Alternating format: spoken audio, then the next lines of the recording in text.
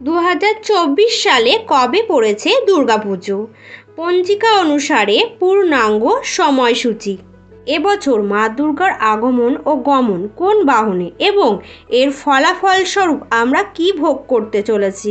অনেক বন্ধুদের মনে প্রশ্ন আছে, এবছর অর্থাৎ 2024 সাল 1431 বঙ্গাব্দে দুর্গাপুজোর মহা অষ্টমী এবং মহানবমী তিথি কি একদিনে পড়েছে? তাহলে মহাষ্টমী অঞ্জলি কখন দেওয়া হবে? সকল প্রশ্নের উত্তর থাকবে আজকের এই ভিডিওটির মাধ্যমে। নমস্কার বন্ধুরা, রাখি অফিসিয়াল চ্যানেলে আপনাদের সকলকে জানায় অনেক স্বাগত। আশা করি ঈশ্বরের কৃপায় আপনারা সকলে ভালো আছেন এবং সুস্থ আছেন। সামনেই আসতে চলেছে দুর্গাপুজো, বাঙালির সবথেকে বড় উৎসব, বাঙালির প্রাণের উৎসব, যে উৎসবের জন্য বাঙালিরা সারা বছর অপেক্ষা করে থাকেন। এবছর দুর্গাপুজোর সময়সূচি নিয়ে প্রচুর বন্ধুদের মনে প্রশ্ন আছে। সকল প্রশ্নের উত্তর দেব আজকের এই ভিডিওটির মাধ্যমে। তার সাথে সাথে আপনাদের এটিও বলে দেব যে মা দুর্গা এবছর পঞ্জিকা মতে কিসে আগমন করছে এবং কিসে গমন করছে, তার ফলাফল স্বরূপ আমরা তথা মর্তবাসীরা কি ভোগ করতে চলেছি। মা দুর্গার আগমন ও প্রস্থানের বাহন ও তার ফলাফল নিয়ে বাঙালি সমাজে বহু লোককথা প্রচলিত। এ বিষয়ে রীতিমতো চিন্তিত থাকেন ভক্তরা, কারণ হিন্দু শাস্ত্র অনুযায়ী মা দুর্গার আগমন ও গমনের বাহনের উপরে নির্ভর করে মর্তলোকে সারা বছর কেমন কাটবে। আশঙ্কার কথা হলো, প্রতি বছর মা দুর্গার আগমন ও গমনের বাহন বদলে যায়, কারণ হিন্দু শাস্ত্র অনুযায়ী সপ্তমী রবি বা সোমবার হলে দেবীর বাহন হবে গজ বা হাতি, সপ্তমী শনি বা মঙ্গলবার হলে দেবীর বাহন হবে ঘটক বা ঘোড়া, সপ্তমী বৃহস্পতি বা শুক্রবার হলে দেবীর বাহন হচ্ছে দোলা বা পালকি, সপ্তমীর বুধবার হলে দেবীর বাহন হচ্ছে নৌকা। চলুন বন্ধুরা, এবার জেনে নেওয়া যাক এই বছর মা দুর্গার আগমন ও গমনের বাহন কি। তার জন্য জানতে হবে দুর্গাপুজোর পূর্ণাঙ্গ সময়সূচি। 2024 সালে দুর্গাপুজোর মহালয়া পড়েছে বাংলার 15ই আশ্বিন 1431, ইংরাজি 2রা অক্টোবর 2024 বুধবার দিন। আর পঞ্চমী থাকছে সকাল 7:09 পর্যন্ত। ষষ্ঠী 22শে আশ্বিন, ইংরাজি 9ই অক্টোবর বুধবার দিন। আর ষষ্ঠী থাকছে সকাল 7:32 পর্যন্ত। সপ্তমী 23শে আশ্বিন, ইংরাজি 10ই অক্টোবর বৃহস্পতিবার দিন। আর সপ্তমী থাকছে সকাল 7:25 পর্যন্ত। মহাষ্টমী পড়েছে বাংলার 24শে আশ্বিন, ইংরাজির 11ই অক্টোবর শুক্রবার দিন। আর মহাষ্টমী থাকবে সকাল 6:48 পর্যন্ত। সকাল 6:24 থেকে 7:12 মধ্যে। মহানবমী ও দশমী একই দিনে, সেটি পড়েছে 25শে আশ্বিন, ইংরাজির 12ই অক্টোবর শনিবার দিন। নবমী থাকছে সকাল 5:44 পর্যন্ত।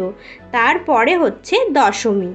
বন্ধুরা, মহাষ্টমী পড়েছে 11ই অক্টোবর শুক্রবার দিন, সকাল 6:48 পর্যন্ত অষ্টমী থাকছে। বন্ধুরা, সেই সময়ের মধ্যে আপনাদের অঞ্জলি দিতে হবে, কিন্তু পূর্ব দিন 10ই অক্টোবর বৃহস্পতিবার দিন যেহেতু সপ্তমী মিশ্রিত অষ্টমী পাওয়া যাচ্ছে, তাই সেই দিন অঞ্জলি দেওয়া যাবে না।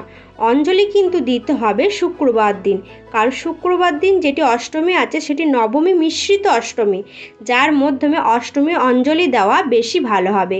বন্ধুরা, এবার আমি আপনাদের বলে দেব এই বছর অর্থাৎ 2024 সালে মা দুর্গার আগমন ও গমন কিসে এবং তার শুভ ও অশুভ ফলাফল। যেহেতু 10ই অক্টোবর সপ্তমী পড়েছে বৃহস্পতিবার, তাই শাস্ত্র অনুযায়ী এবছর আগমন দোলা বা পালকিতে।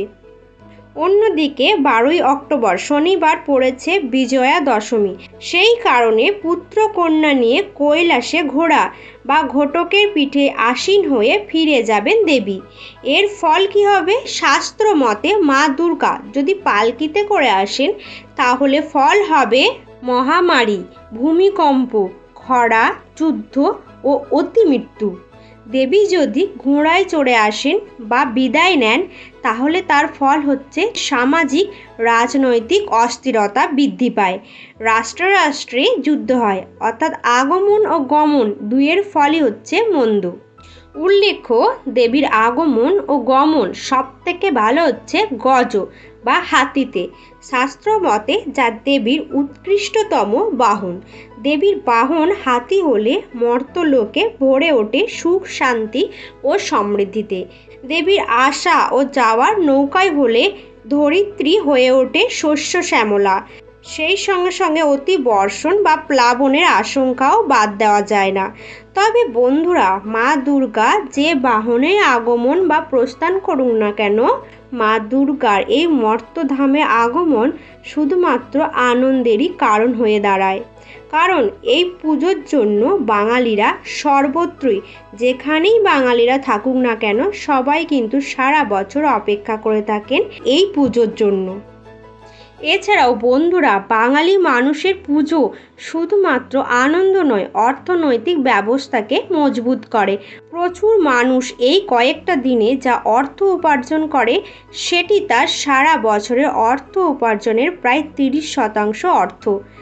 মা সর্বদাই সন্তানদের মঙ্গল চান, তাই দুর্গাপুজো মা দুর্গার আগমন ও গমন নিয়ে চিন্তিত হবেন না বন্ধুরা। দুর্গাপুজো আসছে, এটা নিয়েই আনন্দে মেতে উঠুন।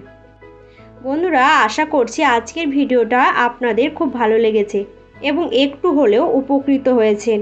ভিডিওটি ভালো লাগলে অবশ্যই কিন্তু লাইক, কমেন্টস এবং শেয়ার করতে একদমই ভুলবেন না। আর চ্যানেলে যদি কেউ নতুন হয়ে থাকে তাহলে অবশ্যই চ্যানেলটিকে সাবস্ক্রাইব করে নোটিফিকেশান বেল আইকনটি অন করে রাখবেন এরকম আরও নতুন নতুন ভিডিও দেখার জন্য। আর কমেন্ট বক্সে অবশ্যই লিখতে ভুলবেন না, জয় মা দুর্গা জয়।